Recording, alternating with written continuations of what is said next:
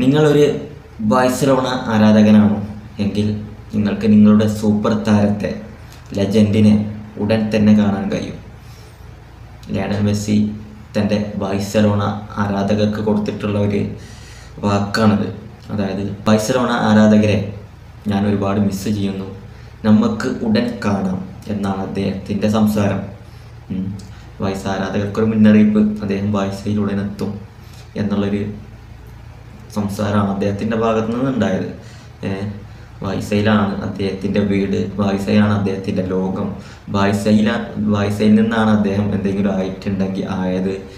അങ്ങനെ എല്ലാം അദ്ദേഹത്തിന് എന്ത് സാഹചര്യം എടുത്താലും എന്ത് കാര്യം പറയുകയാണെന്നുണ്ടെങ്കിലും ബാഴ്സയുമായി ബന്ധപ്പെട്ട് തന്നെയായിരിക്കും അദ്ദേഹത്തിന് കൂടുതൽ പറയാനുണ്ടാകുക.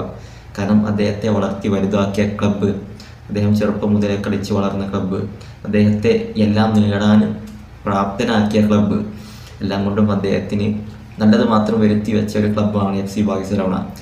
ഒടുവിൽ കണ്ണുനീർ നിറഞ്ഞ് കണ്ണുകളോടെ ബാഴ്സയുടെ പടിയിറങ്ങുമ്പോൾ ആ ഒരു അവസാനഘട്ട സംസാരത്തിലൊക്കെ അദ്ദേഹം കണ്ണ് തുടച്ചും കണ്ടൊക്കെ ആയിരുന്നു അദ്ദേഹം അവസാനമായിട്ട് ബാഴ്സയുടെ മീറ്റിങ്ങിൽ സംസാരിച്ചതൊക്കെ നമ്മൾ കണ്ടതാണ്. അന്ന് ബാഴ്സയിൽ നിന്ന് പടിയിറങ്ങുന്ന സമയത്ത് ബാഴ്സയിൽ തന്നെ തുടരുമെന്നുള്ള ന്യൂസുകൾ ആ സമയത്ത് വന്നു. എങ്കിലും പെട്ടെന്ന് ബാഴ്സയിൽ അദ്ദേഹത്തിന് തുടരാൻ കഴിയില്ല എന്നുള്ളത് മാനേജ്മെൻറ്റിൻ്റെ ഭാഗത്തു നിന്നൊക്കെ അറിയിച്ചപ്പോൾ പിന്നീട് പെട്ടെന്നായിരുന്നു അദ്ദേഹത്തിൻ്റെ വിടവാങ്ങൽ. അതുപോലെ തന്നെ നമ്മളാരും കേൾവിയില്ലാത്ത അല്ലെങ്കിൽ നമ്മളാരും കാണാത്ത ഒരു ലീഗിലേക്ക് അല്ലെങ്കിൽ ഒരു ടീമിലേക്ക് അദ്ദേഹം ചേക്കേറിയതൊക്കെ.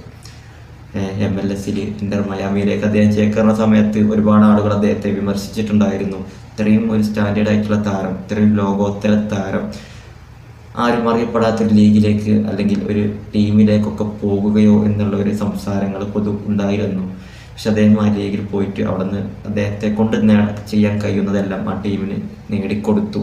ഒരു ഷീൽഡ് നേടിക്കൊടുത്തു. അങ്ങനെ ആ ഒരു ലീഗിലെ ടോപ്പ് സ്കോളറായി.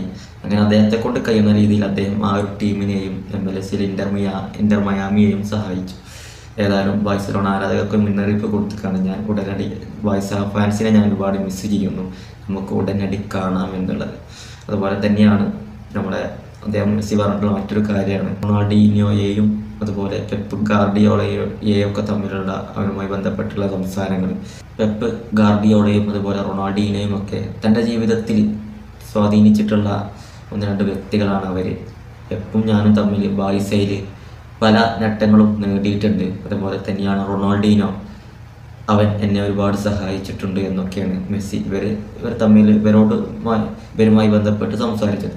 ഏതായാലും ബാഴ്സയിലേക്ക് ഏകദേശം ദിവസങ്ങൾ കൊണ്ട് തന്നെ അദ്ദേഹം തിരിച്ചെത്തും എന്നുള്ളൊരു അഭിപ്രായക്കാരുണ്ട് ബാഴ്സ മെസ്സി ഫാൻസിന്. കാരണം MLS 2025 വരെയാണ് അദ്ദേഹത്തിന് കരാറുള്ളത്.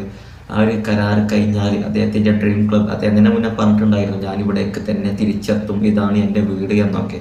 അതൊക്കെ വെച്ച് നോക്കുമ്പോൾ ഈ ഒരു MLS ഇതുമായിട്ടുള്ള ഇത് കരാർ കഴിഞ്ഞ് കഴിഞ്ഞാൽ അദ്ദേഹം സ്പെയിനിലേക്ക് തന്നെ തിരിക്കുമോ അല്ലെങ്കിൽ തിരിക്കും എന്നുള്ളൊരു കാഴ്ചപ്പാടിലാണ് ലയണൽ മെസ്സി ഫാൻസൊക്കെ.